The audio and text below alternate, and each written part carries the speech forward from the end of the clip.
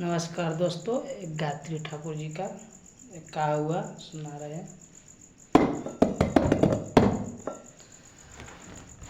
अरे काया के पिजरवा खोली, सीताराम मुँह से बोली।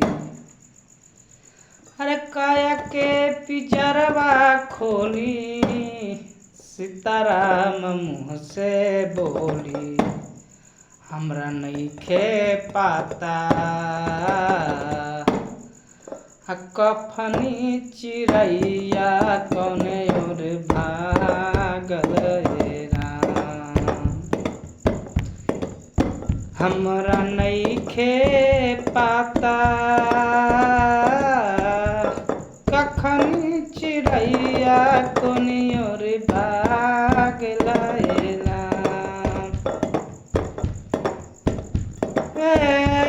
काया के पिजरवा खोली, सीताराम मुँह से बोली। काया के पिजरवा, काया के पिजरवा, काया के पिजरवा, काया के पिजरवा खोली, सीताराम मुँह से बोली। हमरा नइखे पाता कखनी चिड़ैया कौने ओर भागल रे राम। नइखे पाता कखनी चिड़ैया कौने ओर भागल रे राम। कवने डगर से गइली, केही रे ले आके गइले।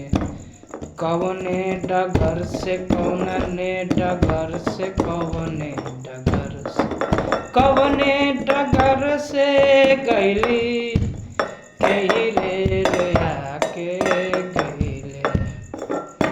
हमरा नइखे पता कवने मुदैया लहे लागल रे राम। हमरा नइखे पता कवने मुदैया रहे लागल रे राम। बाबूजी दुआरा रोवे, भैया मोरा लोराबा पोछे।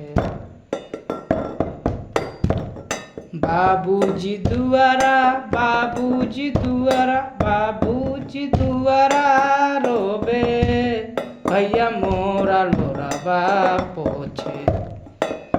हाँ, नहीं धीर धराता, नहीं धीर धराता। रोते रोते भइले पागल रे राम। बना नइखे पता कखनी चिड़ैया कौने ओर भागल रे राम। काया के पिजरवा खोली, सीताराम मुँह से बोली।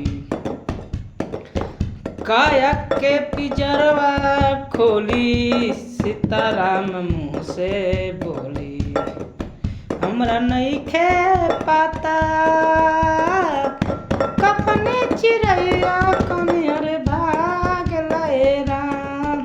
हमरा नइखे पता कखनी चिड़ैया कौने ओर भागल रे राम। जैसे दोस्तों।